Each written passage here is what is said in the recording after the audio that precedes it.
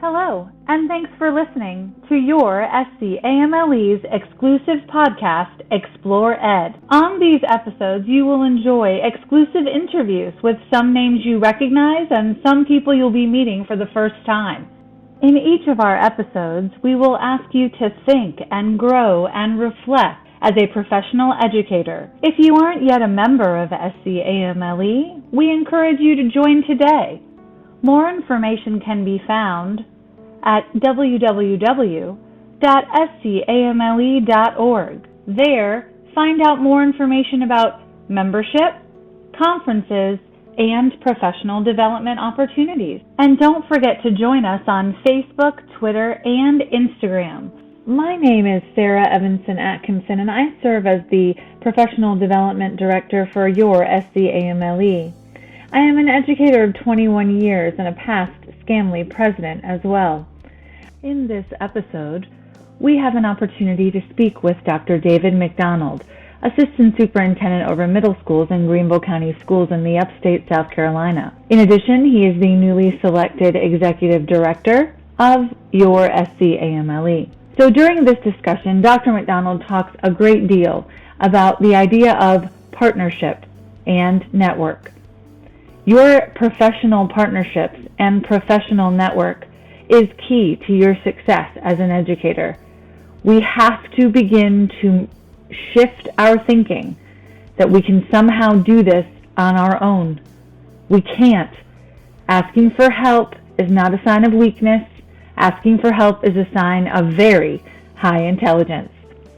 Please sit back and enjoy as we have another very frank discussion on this episode of ExplorED, your SCAMLE's exclusive podcast focused on all things middle level ed. Welcome, Dr. David McDonald. Thank you for joining me this afternoon to talk about what's going on. You know, all the really cool stuff that's going on with SCAMLE and education and our business, because we have so much to look forward to. I'm about to say a bad word. Summer's almost over.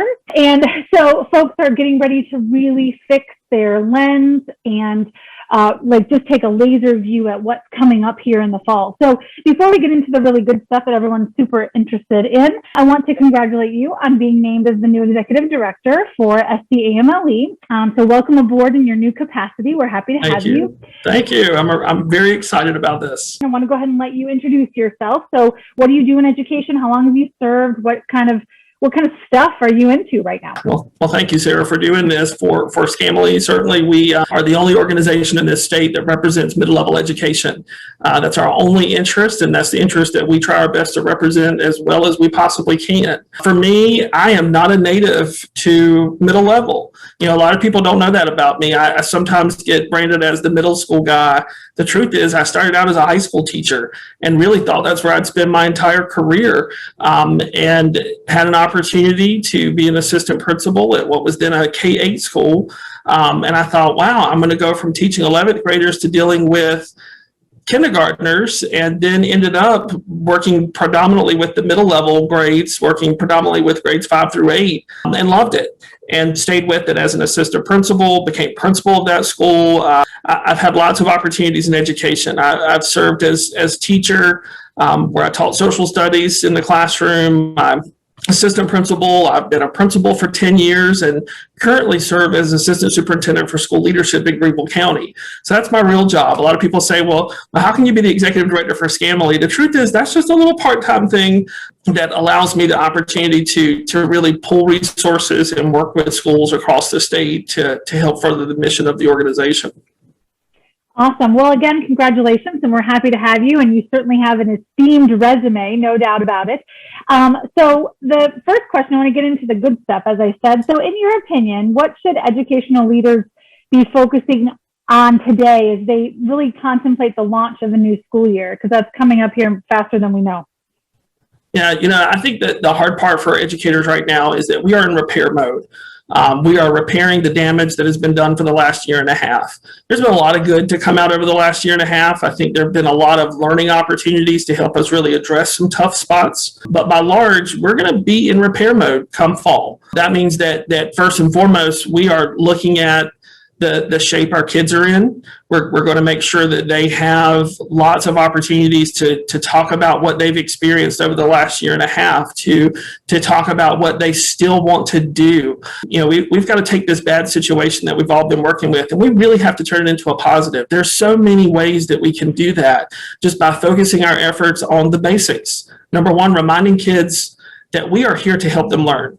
Number two, that we believe in them and we want them to be successful. And number three, this is a partnership-driven business. Educators cannot do this alone. We need families engaged. We need them involved. We need them back at school. Lay your personal feelings aside. Get back to your kids' school. Make sure that educators in our buildings know that they have partners, that they have supporters, that there are folks out there cheering for them every single day. And most importantly, that we as educators are working with our communities to help cheer on the most important thing, and that's our kids. That list that you just made was pretty comprehensive. So what would you say to a principal, even a new principal, who looks at that list and says, but Dr. McDonald, I don't even know where to start? Well, I always reply the same way when I deal with principals. How do you eat an elephant? One bite at a time. And I think where we start is, number one, we've got to know our school communities. And that means we've got to take some stock in really evaluating the culture of our community.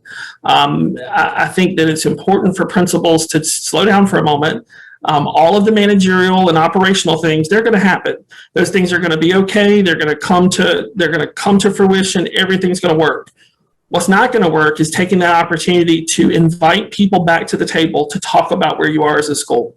That starts with inviting your teachers in and just have a conversation about everything except the quality of language arts, the structures that we need in math. This conversation is more about where are we? What do we need to work on? What are those things that we're sensing? There's no reason not to do that with kids. One of the failed opportunities that we often partake in as educators is that we miss the chances to hear the student voice, hear from them what it is that they truly need and what it is that they truly believe will help them be successful. And that does not come from just looking at one type of kid either. I think it's also easy in middle level that we go to that same group. We go to that same honors class. We go to that same group of kids. And they're important, and their perspective and information is vitally important to the success of the school. But so too are every other group of kids that appear in your school. And so I think that's where you start. You start with those conversations. You have to gather data. You gather what I like to refer to better than data is the evidence. What evidence do we have that what we did last year was detrimental to kids? I believe that when the history book is written on the last year and a half, we will prove that while there were some things that were difficult for us all, that we didn't damage kids the way that some people seem to characterize in public that we did, and that we haven't destroyed the opportunities to help kids be incredibly successful. Now, does that mean that we are going to have to look for ways to sort of expedite the learning and look for ways to accelerate their progress? Absolutely. There's no question about that. But we're teachers. And I think we have to stop for a moment, even as the principal, and remember that we are all teachers.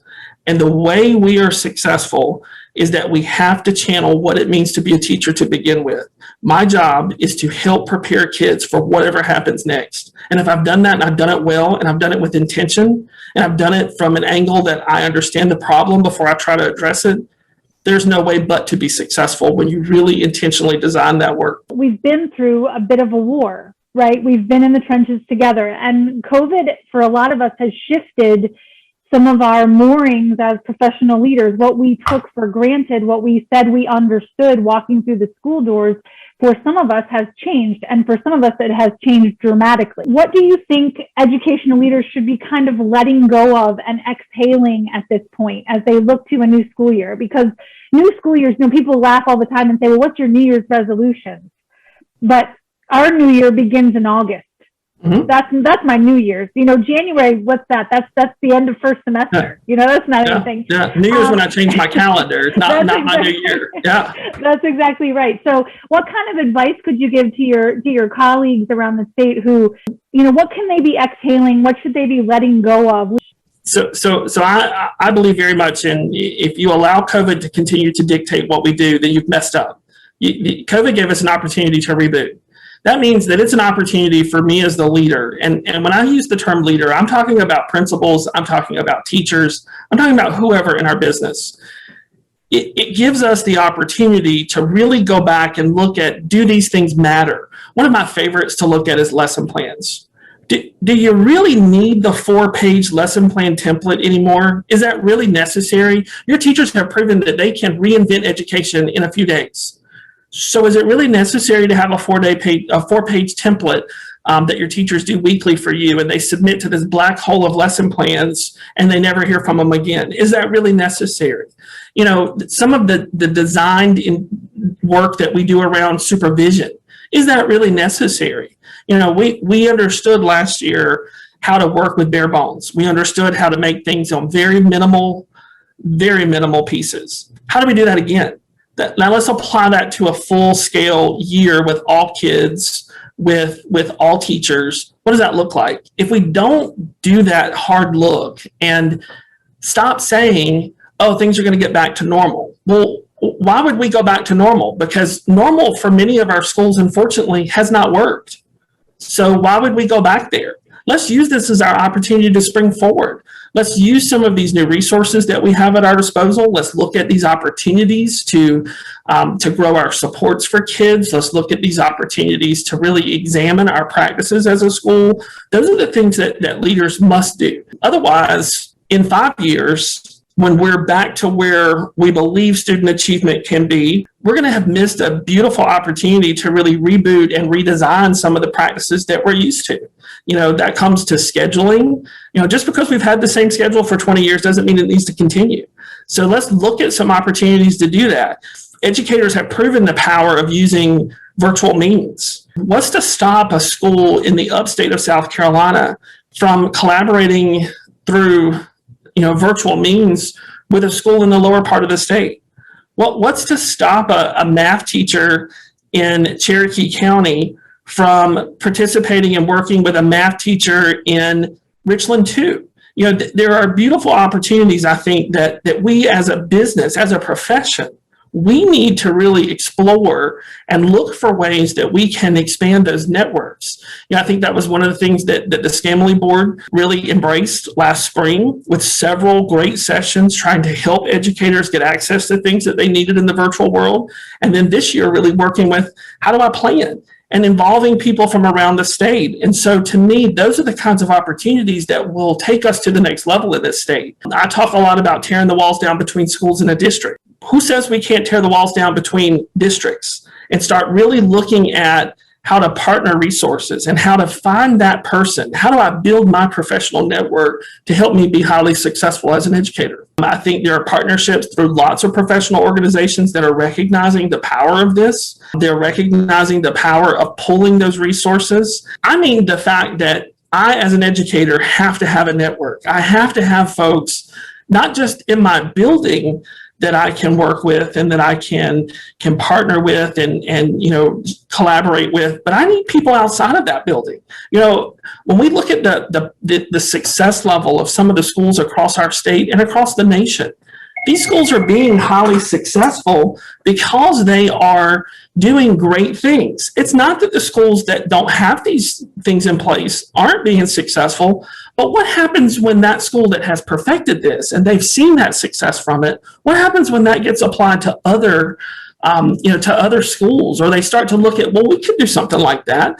It just helps us grow as professionals. And when one of us wins, when one region wins, when one school wins, we all win. So our time is coming to a close here together, but I do want to ask you one final question. Some of our principals and teachers have really used this summer to heal and to recharge and rejuvenate and go on silly vacations and play in the lake and, you name it. So if you were to recommend one resource, could be anything, text, podcast, article, film, whatever, to your fellow leaders in education, what would it be? Great question. First, let me say this.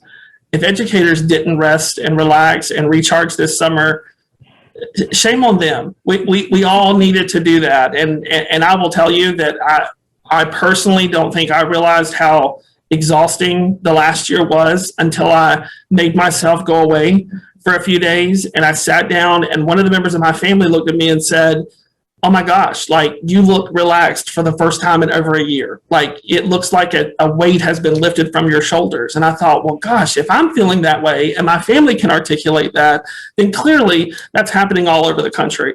I think, as we get ready for school to restart, I would encourage folks to sort of take stock in what's been happening over the last year in addition to COVID. There are a lot of things out there right now that still make our work as educators very difficult. If I can be negative for a second, the distrust of public education right now is at its all-time high. Interest in issues that maybe aren't issues but have been exacerbated to issues have been challenging. And so we're going to have to confront that, and we're going to have to work through those pieces to make sure that folks know that our number one job is to provide education to kids through state standards that have been vetted and approved. And so I think if we're really spending that time this summer sort of getting ourselves reoriented, let's go back to that. Let's go back to those standards. Let's go back to reviewing very clearly, what it is that what my intention is as an educator, what my purpose as an educator is. This may be the summer to get out that blank journal and just write yourself some notes about you and what you believe, who you believe in, and really what you believe you can achieve as we start going into the next year. We keep hearing all these things about teacher shortages, and yes, they're real. But you know what? There are a lot of brand new teachers joining our ranks this year. We need to remember that everything that we do, it gives them an impression of what we do as educators. And so I'd challenge folks to really do that soul searching, really spend that time going back to evaluate your why, really going back to understand your purpose, your mission, your vision of as an educator, and be prepared to talk about that and share that with folks. It's okay to do that. And just remember that at the end of the day, no matter what's going on, it's supposed to be fun. We get to inspire young people to do great things. And I think sometimes we miss opportunities because we get so hung up on the right now. Let's not forget that teaching and learning is fun. I became a teacher because I wanted kids to love history. I wanted them to enjoy what they learned. I don't know many teachers who became teachers for other purposes. They became teachers because they loved the idea of helping kids be successful, helping them appreciate something else. And so I think that as we do that soul searching, as we do that deep rest, which hopefully everybody, again, is going to get, I think there's a great opportunity to revisit that and sort of stop and say, okay, I'm good. I had my time. Now I'm ready to do this and get back to what I know I can do and what I want to do and how I want to do it. When one of us wins, we all win. And then the kids win, and our communities win, and our schools win. And those are things we have to really maintain our focus on. So if I could just add a small plug here for Scamly, I think SCAMLE, I just want to remind folks who are listening to this that, this is an organization that is run by volunteers.